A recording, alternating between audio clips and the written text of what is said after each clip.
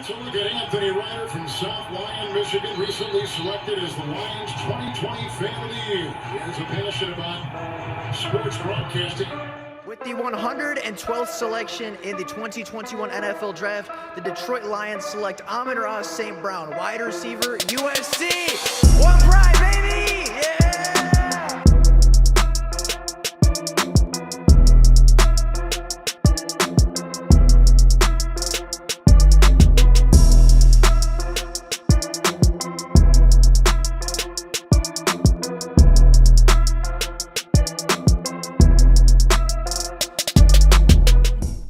What is going on, everybody? Welcome back to another Detroit Lions video. Now, the NFL schedule was officially released a few days ago, and the Lions currently sit with the 28th strength of schedule in the NFL. They sit with the 5th easiest schedule in the entirety of the NFL, but the only 4 teams with lesser schedules are the 4 teams in the NFC East. The Lions got a very good schedule, got very good matchups, and actually had really good placement and timing for a lot of their games. And today, I'm going to talk about the Detroit Lions schedule. Not necessarily predict the wins and losses from said schedule, but talk about why the schedule is a lot better than people are giving it credit for, and why it might be the perfect schedule for the Detroit Lions in the 2022 NFL season. But before we get into that, if you have not done so already, please go down below and like the video and subscribe if you are not subscribed already. Helps the channel out a lot, and I would very much appreciate it. But with all that being said and all that out of the way, let's get right into taking a look at the perfect schedule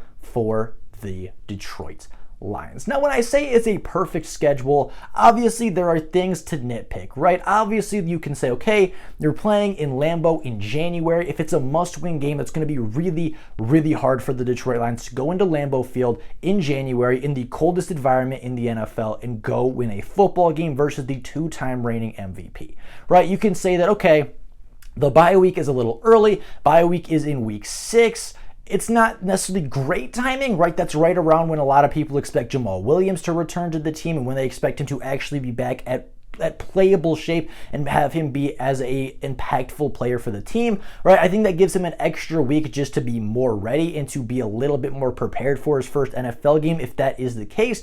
But you can make the argument that the bye week is a little too early for the Lions, and that gives them a really long stretch to end the NFL season versus teams that have bye weeks 9, 10, or 11 right smack dab in the middle of their season, where they get kind of a midway weekly break between the first half and second half of their schedule. But if you don't consider the bye week and you don't consider the last game of the season, I really think the Lions got extremely lucky with their schedule, and I think that their schedule is going to impact their season a lot next year. Right, taking a look at last year's schedule, the Lions had one of the hardest strength of schedules in the entirety of the NFL. They played 8 different playoff teams a season ago, including both teams that went to the Super Bowl and 3 of the 4 teams that ended up playing in either the NFC or the AFC Championship game, right? They were scheduled the Rams, the 49ers, and the Bengals. The only AFC Championship team and the only championship team not to play the Lions last year was the Kansas City Chiefs. But on top of the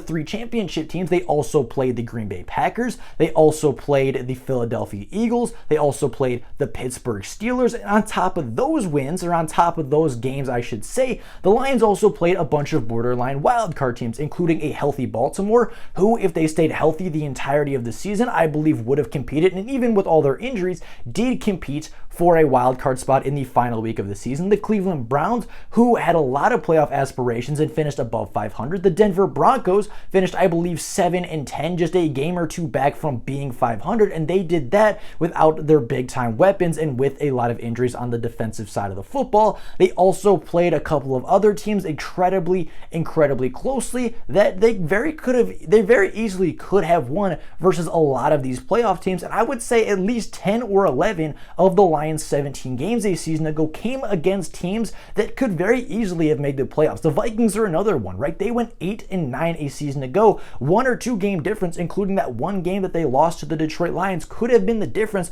between them sitting on the couch in January and playing as a 7 seed in February. They were a borderline playoff team. Baltimore was a borderline playoff team. The Browns were a borderline playoff team. The Eagles were a playoff team. They played those. We played the Packers twice. We played the Steelers. We played the Rams. We played the Niners. We played the Cardinals. The Cardinals are another one that made the playoff that I had yet to mention, and we beat them.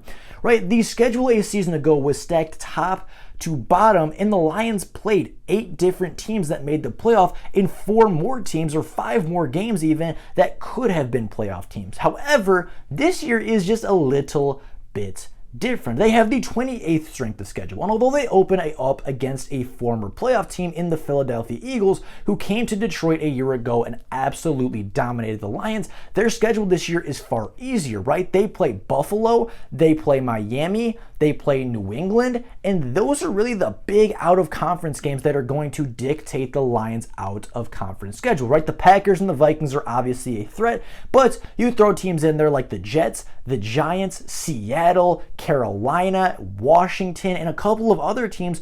All of those teams were picking top 11 in the 2022 NFL Draft, just like the Detroit Lions. So their strength of schedule is significantly easier this season than it was a year ago, but that is not the only thing I think is really good and will help the Lions see more success in 2022. You take a look at the fact that the Lions have absolutely 0 primetime games, with the exception of the Thanksgiving game, of course. A lot of people look at this as a negative. However, as I mentioned in the previous video, I think this could actually be looked at as a positive. The Lions are not going to be put as a disadvantage due to rest, due to preparation. They are not going to be put at a disadvantage because they didn't have enough days to prepare, or they didn't have as many days to prepare as their opponent. The only time they're going to be put in that position is versus the Buffalo Bills on Thanksgiving, but then they get a long week to recover. They don't have to play again until the following Sunday, giving them extra time to prepare. Right? The Lions will be 1 week of disadvantage due to rest and due to preparation time, whereas teams like the Bills, team like New England, teams like Chicago, Minnesota, and Green Bay have multiple primetime games that will put them at rest disadvantages, that will put them at, time constraints, that will put them at a disadvantage as far as number of practices they can fit in between one game and the other. And in the end of the day, I truly think the lack of primetime games is a good thing. Right, obviously we want to see the Lions on Monday Night Football. We want to see the Detroit Lions on Sunday Night Football. We want to see them on Thursday Night Football. Whatever the case may be, we want to see the Lions get respect and get a primetime game. However, I think just that extra additive of not having any long weeks or not having any short weeks, right, keeping right on schedule week after week after week is going to help the Lions develop a better rhythm for the weeks. I think it's going to allow the Detroit Lions better preparation and to allow them to, pick who they're going to rest, when they're going to rest, how hard they're going to go on different days. And I think it's really going to help them in the long run. But on top of that, there's even more. I think the Detroit Lions, the way their schedule and their home and away schedule in particular is laid out, is one that is really, really beneficial to the Lions, right? You look at their longest road trip. You look at the longest road trip they have in 2022. Their longest road trip is just a 2-game stretch. And those are the 2 games before the Buffalo game, before they come home versus the Bills. They open the season 2 games back to back at home. Their longest home stretch is 3 games in a row. They have a longer home stretch than they have at any point being away in the 2022 NFL season. And when you look at who the Lions are playing while they are home versus away, it makes it even better. You think of the toughest places to play in the NFL. You think of Foxborough, you think of Seattle, you think of New York in the winter, you think of Lambeau Field, you think of Soldier Field in the winter, right? Those are really, really difficult environments to play. Jacksonville's another one, right? Any team in Florida is really hard to play, especially early in the season, because it's just hot and humid in Miami, and it makes it harder to play the game of football. But when you look at the home teams that the Lions have this season, they play New England at home, they play Seattle at home, so they won't have to deal with the 12th man. They play Miami at home early in the season, so they won't have to deal with the Miami Heat. They play Buffalo at home on Thanksgiving, so they won't have to deal with the snow or the cold in Buffalo late in the season. They play the Jacksonville Jaguars at home, so again, they won't have to deal with that Florida weather. They play all of their toughest opponents at home when it comes to true home field advantage, right? They don't have to deal with the 12th man. They don't have to deal with the cold Buffalo winter. They don't have to deal with the insane Miami Heat early in the season or the insane humidity down in Florida.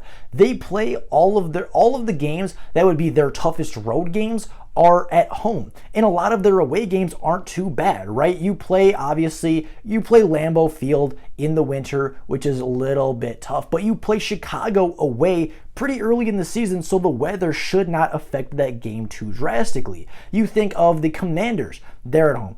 Philadelphia to open the season, they're at home. 2 back-to-back games against not super great opponents, right? Washington finished with a top 11 pick. Eagles obviously made the playoffs and got better this offseason, but I think week 1 is the biggest opportunity to upset a better football team because it's week 1 and everybody's a little bit rusty. I think from that standpoint, playing a really good team right off the bat is a good thing for the Detroit Lions. You travel away to Minnesota early in the season so that if you mess up, if you lose that game, you have opportunities to recover. All in all, I think the Lions got a very good break, and I thought they got a really, really good schedule this season. They don't really have a long road trip. They have a pretty good set of weeks, right? They have a pretty consistent schedule week after week after week. They play 2 home games and then an away game. They play 2 away games and then 3 home games. All of their toughest opponents as far as home field advantage are played in Ford Field, so those teams won't have the home field advantage to help them. And I truly think the Lions got maybe the perfect schedule that they could have. The only thing I can maybe see improvement on is moving that bye week to week 8 or 9 and flipping the 2 Lambeau games or flipping the 2 Packers games so we play Lambeau in November and in Detroit in January. But other than that, they got a really, really lucky break. The schedule gives really good matchups at really good times. It gives good timing. It has perfect locations for the Detroit Lions, and a lot of their big games are at home. New England's at home. Miami's at home. Buffalo's at home. They have a Green Bay game and a Minnesota game at home. Seattle is at Ford Field. A lot of their big games are at home, and a lot of the turning points of this season, including the season opener versus a playoff team, is at home. Their schedule is perfect. Their schedule could not have gotten any better. And I think the way that the Lions schedule is put out, I think with a lot of the easier games on the back end, right, let the Lions get hot, let them figure out their struggles versus the playoff teams, and then rack up some wins at the end, right? Give them that confidence in the middle and the end of the season. That way, if they can survive the early months of the season, they go in with confidence. They go in, figuring out what they got wrong early in the season. They go in hot. They go in with confidence. They go in playing their best football of the season. And you're talking about the last 7 stretch of games. That's probably the 7 easiest games that they're going to play as far as where those teams were to start the NFL season and where those teams are right now. So you're talking the Lions can rattle off 6 to 7 wins in the last 2 months of the season. That's going to put them right there in playoff contention if they can even manage 3 to 4 wins in the first 8 to 9 games of the season. So with all that being said, that is all for you guys today. Let me know what you guys thought about the NFL schedule. Let me know what you think about the lack of primetime games. Let me know what you think about the schedule in general. Be very curious what you guys think. But with all of that being said, that is all for you guys today. Thank you all so very much for watching, and until next time, and as always, go Lions.